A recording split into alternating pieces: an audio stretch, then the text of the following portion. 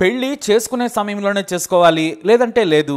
ఇక పెళ్లి అనే బంధంలోకి అడుగు పెడితే ఒకరికొకరు చనిపోయే వరకు నమ్మకంగా బ్రతకాలి. ఎందుకంటే ప్రతి వ్యక్తికి కొన్ని లోపాలుంటాయి, మరికొన్ని మంచి గుణాలుంటాయి.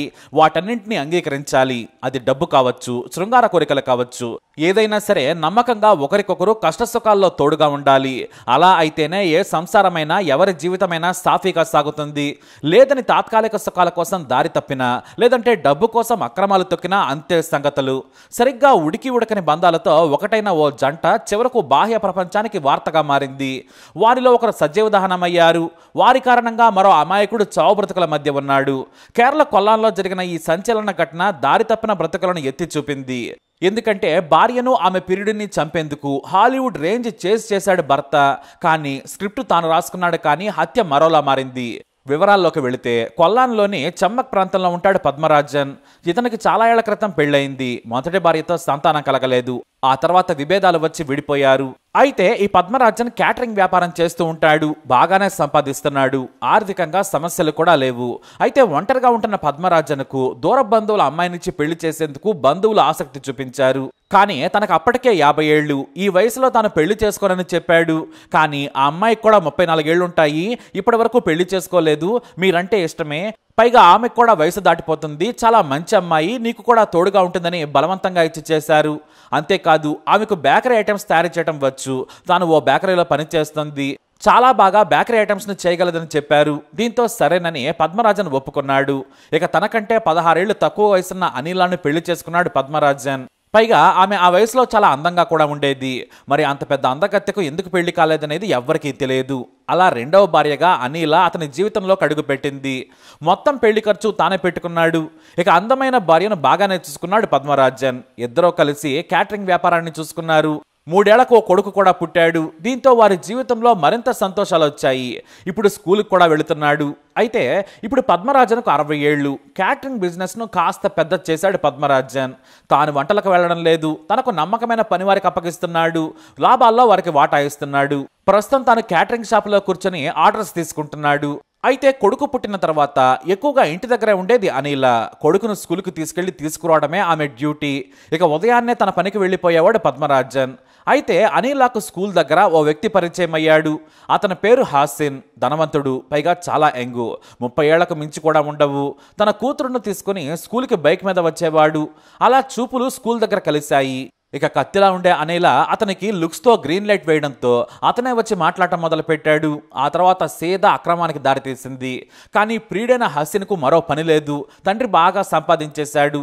దీంతో వ్యాపారం పెడదామని ఇద్దరూ భావించారు. కానీ మరొక పార్ట్నర్తో వ్యాపారం అంటే నా భర్త ఒప్పుకోడని అనిలకు బాగా తెలుసు.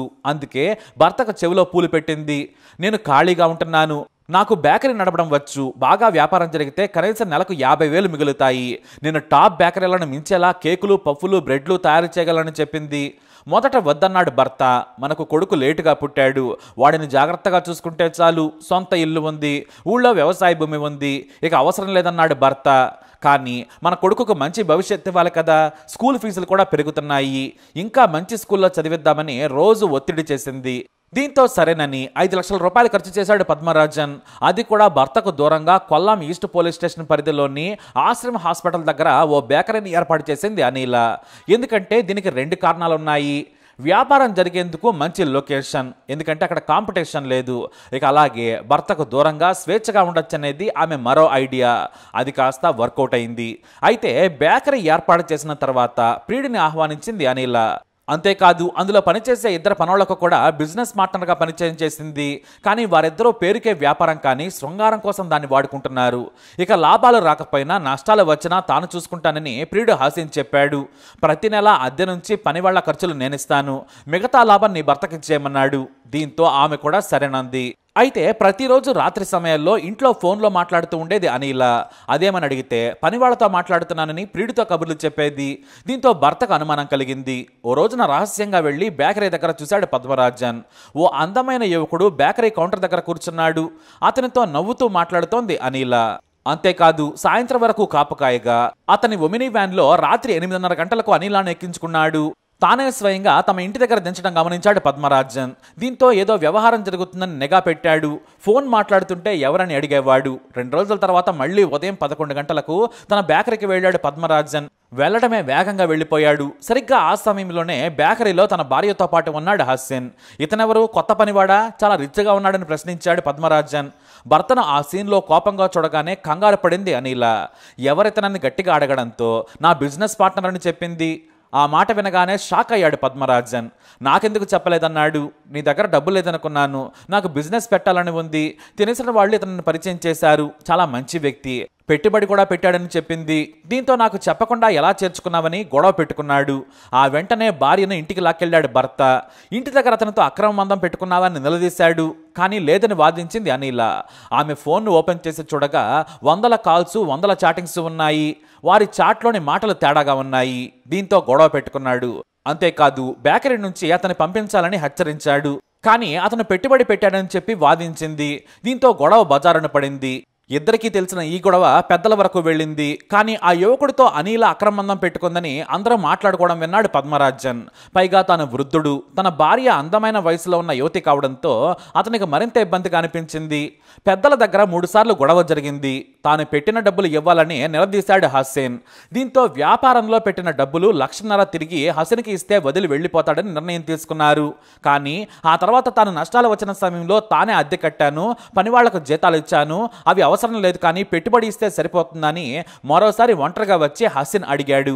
దీంతో తట్టుకోలేకపోయాడు పద్మరాజన్. తన పరువు పోయిందనుకున్నాడు. మరోవైపు పెద్దలు డిసెంబర్ 10, 2024 లోపు మొత్తం 1,50,000 డబ్బులు ఇచ్చేస్తే హసీన్ తన భార్య బేకరీ నుంచి వెళ్లిపోతానని బాండ్ మీద సంతకం కూడా పెట్టాడు. దీంతో గొడవ సద్దుమణిగింది. కానీ ఈ లోపు తాను లాభాలు తీసుకుంటానని చెప్పి ప్రతిరోజు బేకరీకి వెళ్లేవాడు హసీన్. ఇటు భార్యను వెళ్లొద్దని చెప్పేవాడు. నష్టాలు వచ్చినా పర్వాలేదు, నేను భరిస్తాను, నువ్వు డిసెంబర్ 10 వరకు ఆగాలని చెప్పాడు. కానీ అనిల వినలేదు. ప్రియుడి కోసం వెళ్లేది. మళ్ళీ కలుసుకునే సమయం రాదని భర్త మాట లెక్క చేయకుండా బేకరీకి వెళ్లేది. బేకరీ వెనక రూమ్లో ఎంజాయ్ చేసేవారు. తనను భార్య మోసం చేస్తుందని పెద్ద మనుషుల దగ్గర పంచాయతీ పెట్టినా కూడా వినడం లేదని రగిలిపోయాడు. ప్రతిరోజు ఇంట్లో గొడవే. అయితే డిసెంబర్ 10 వరకు అనిల బేకరీకి వెళ్లకుండా ఆగలేకపోయింది. భార్యకు ఎంత చెప్పినా వినడం లేదు. నష్టాలు వస్తాయని, బేకరీలో లక్షల రూపాయలు విలువ చేసే బ్రెడ్, కేకు, పఫ్స్, డ్రింక్స్ ఉన్నాయని చెప్పేది. గొడవ పెట్టుకుని ఇంట్లో నుంచి వెళ్లిపోయేది. అంతేకాదు కోపంలో నేను ఒంటరిగానైనా వ్యాపారం చేసుకుని బ్రతుకుదానని బెదిరించింది. దీంతో కాస్త భయపడ్డాడు పద్మరాజన్.